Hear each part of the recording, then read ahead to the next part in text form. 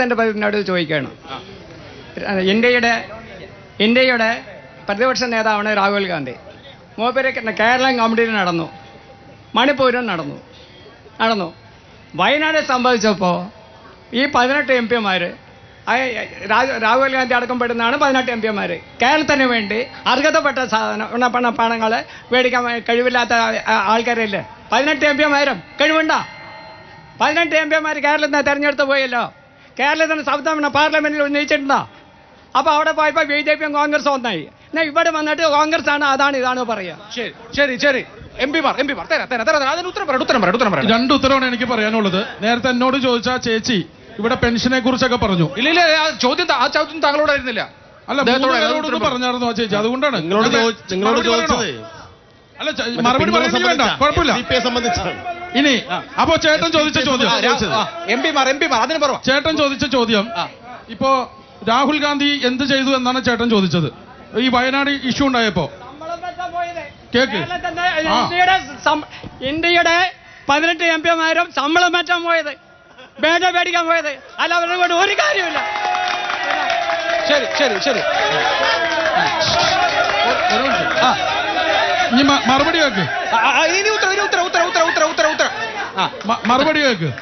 രാഹുൽ ഗാന്ധി അവിടെ വയനാട് ആ ദുരന്തമുണ്ടായി ആദ്യം വന്നത് അവിടുത്തെ ദുരിതാശ്വാസ ക്യാമ്പുകളിലേക്കാണ്. അവിടുത്തെ മുഴുവൻ സ്ഥലവും സന്ദർശിച്ചിട്ട് ആ ചെറുപ്പക്കാരൻ ആദ്യം തന്നെ 100 വീട്, അവിടെ വീട് നഷ്ടപ്പെട്ട 100 പേർക്ക് 100 വീട് പ്രഖ്യാപിച്ചു. എന്നിട്ട് അദ്ദേഹം കർണാടക മുഖ്യമന്ത്രിയെ വിളിച്ചു, സിദ്ധരാമയ്യ കർണാടക മുഖ്യമന്ത്രി 100 വീട് സ്പോൺസർ ചെയ്തിരിക്കുകയാണ്. യൂത്ത് കോൺഗ്രസ് അവിടെ 30 വീട് സ്പോൺസർ ചെയ്തിരിക്കുകയാണ്. രാഹുൽ മാങ്കൂട്ടത്തിലുള്ള നേതൃത്വത്തിലാണ് 30 വീട് സ്പോൺസർ ചെയ്തിട്ടുള്ളത്. അവിടെ 50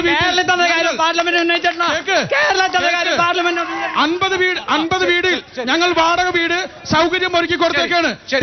രാഹുൽ ഗാന്ധി ഇന്ത്യയുടെ പ്രതിപക്ഷ നേതാവ് എന്ന നിലയിൽ, ഇന്ത്യയുടെ പ്രതിപക്ഷ നേതാവ് എന്ന നിലയിൽ ഇത് രാജ്യത്തെ മൊത്തത്തിലുള്ള ഒരു ദുരന്തമായി പ്രഖ്യാപിക്കണമെന്ന് പറഞ്ഞപ്പോ അത് പ്രഖ്യാപിക്കാത്ത പാർട്ടിയുടെ പേര്, സർക്കാരിന്റെ പേര് നരേന്ദ്രമോദിയുടെ BJP സർക്കാരാ. അവരാണ് ഒന്നും കൊടുക്കാത്തത്. പിന്നെ മറ്റൊരു കാര്യം ചേട്ടൻ ചോദിച്ചല്ലോ, ഇവിടെ 18 MP-മാർ ശമ്പളം മേടിക്കാൻ പോയതാണെന്ന്. 18 MP-മാര് 20 MP-മാരും കേരളത്തിൽ ശമ്പളം മേടിക്കുന്നുണ്ട്. പിന്നെ ശമ്പളം മേടിച്ചിട്ടും ഒരു പണിയെടുക്കാത്ത ഒരുത്തരുണ്ട് അങ്ങ് ഡൽഹിയിൽ. പിണറായി വിജയൻ കൊണ്ടിരുത്തിയിട്ടുണ്ട് KV തോമസ്. ആ കേരള ഹൗസിൽ ഉളുപ്പ് വേണ്ട ചേട്ടാ, 2 ലക്ഷം രൂപയും സൗകര്യവും മേടിച്ചിട്ട് ക്യാബിനറ്റ് പവറോട് കൂടി ഒരു ഗുണവും ഇല്ലാതിരിക്കുന്നുണ്ട്. നേരത്തെ ചേച്ചി ചോദിച്ചില്ലേ, സനോജ് പറയണം സമ്പത്തിനെയും അതുപോലെ KV തോമസിനെയും എന്തടിസ്ഥാനത്തിലാണ് ഈ സർക്കാരിന്റെ പദ്ധതിയായി അവരാദ്യം പിരിച്ചുവിട്ടിട്ട് അവരുടെ ശമ്പളം ഇവിടെ പെൻഷൻ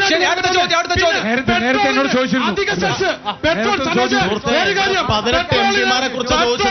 അധിക സെസ്സായി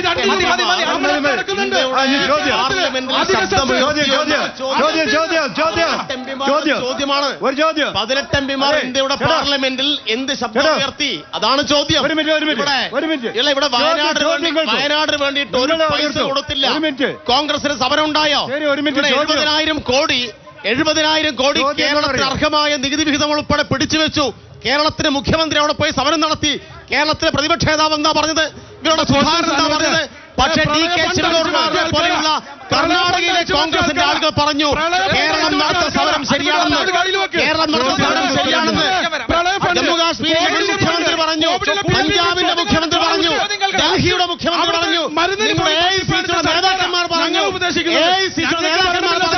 കേരളത്തിന്റെ സമരം ശരിയാണ് എന്ന്. പക്ഷേ കേരളത്തിലെ കോൺഗ്രസിന്റെ വൃത്തികെട്ട നേതൃത്വം, കോൺഗ്രസിന്റെ നേതൃത്വം നിലപാടുകൾ